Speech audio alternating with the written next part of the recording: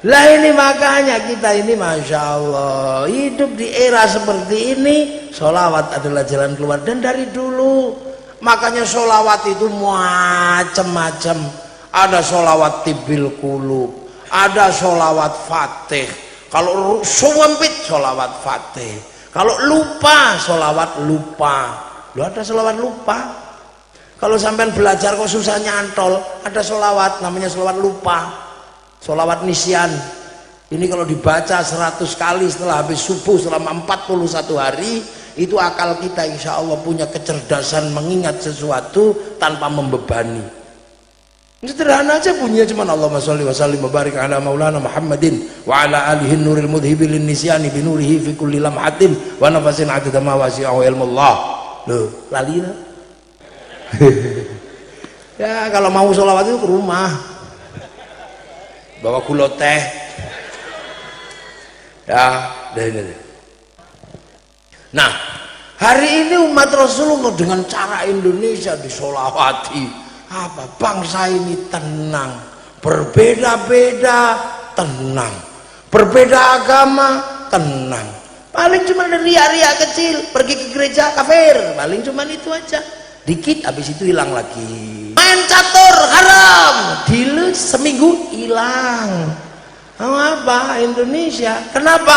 Karena Indonesia oleh para ulama jelas-jelas gak bisa kalau tidak dititipkan kepada Rasulullah. Maka nenek moyang kita nitipkan Indonesia pada Rasulullah Muhammad Sallallahu Alaihi Wasallam.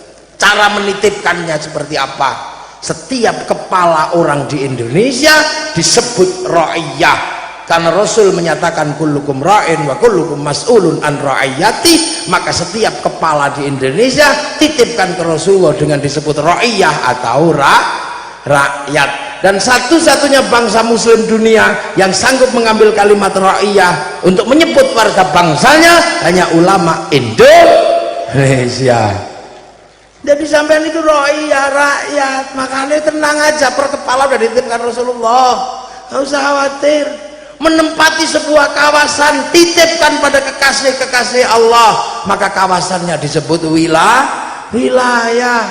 Kalau sedang berdiskusi titipkan kepada Allah, wasyawirhum fil amri, maka diskusi ra'iyah disebut musyawarah. Titipkan ke Allah, semua titipkan. Kalau lagi bermusyawarah jangan menang-menangan sendiri, titipkan ke Allah. Tafassahu fil majalis fafsahu yafsakhillah. Ruang musyawarah dikasih nama majelis. Ngangkat pemimpin titipkan sama Allah, wasi'a kursiyus samawat, maka kedudukan pemimpin disebut kursi. Dan wilayah yang kita tempati akhirnya disebut negara kesatuan Republik Indonesia. Makanya inilah jawaban kenapa Jazirah Arab satu bangsa bisa pecah menjadi puluhan negara, Eropa satu bangsa bisa pecah jadi puluhan negara, tapi kenapa kita yang puluhan bangsa mampu bersatu dalam satu negara kesatuan Republik Indonesia? Karena dititipkan pada Rasulullah dengan sebutan ra'iyah atau rakyat, dan Rasulullah mendapatkan beban rahmatan lil alamin yang diajarkan waja'alnakum syu'uban wa qabaila lita'arafu. Ini kalau bukan para wali nggak bisa dulu meletakkan hal seperti ini.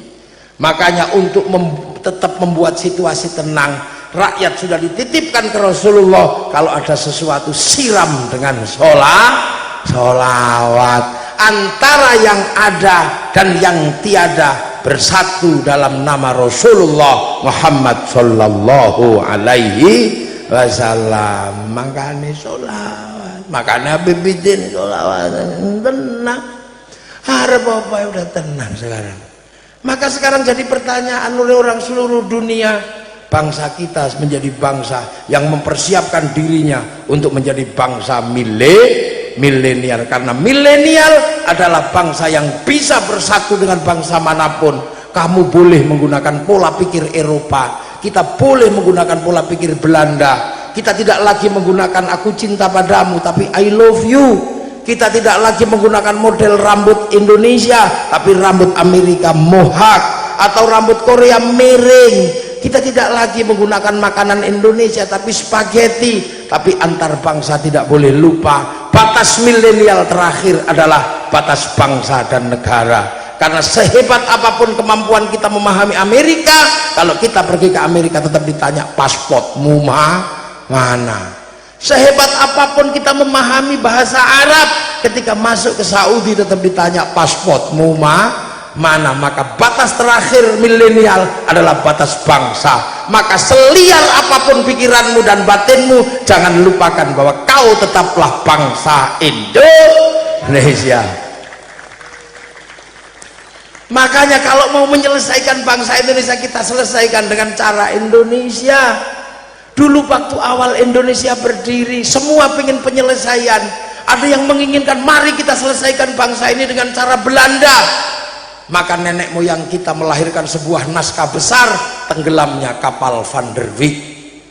Apakah bangsa ini akan diselesaikan dengan cara Arab? Lahir naskah besar di bawah lindungan Ka'bah. Milenial tidak tahu itu. Milenial komik aja nggak ngerti. Apakah akan diselesaikan dengan cara Eropa? Lahir naskah besar, salah asuhan. Apakah akan diselesaikan dengan cara Indonesia murni? Lahir naskah besar, Siti Nurbaya. Maka kenapa sekarang ketika bangsa ini bermasalah, kau cari penyelesaian keluar? Hizbut Tahrir didirikan oleh Taqiyuddin An-Nabhani untuk menjadi penyelesai problem Filistin, dan itu gagal. Kenapa kau tarik ke sini untuk menjadi penyelesai problem Indonesia? Ikhwanul Muslimin didirikan oleh Hasan al-Banna untuk menyelesaikan masalah Mesir, dan itu gagal. Bahkan Mursi digantung. Kenapa kau bawa ke Indonesia untuk menyelesaikan bangsa Indonesia? No, kita bukan bangsa Mesir, kita bukan bangsa Afrika, kita bukan bangsa Filistin, kita bangsa Indonesia. Dan Indonesia akan terlibat dalam perdamaian dunia. Kita tidak akan menjadi bagian dari perdamaian dunia kalau kita tidak bisa berdamai dengan bangsa sendiri. Dan hari ini bangsa yang paling bisa berdamai dengan bangsa sendiri, bangsa Indonesia.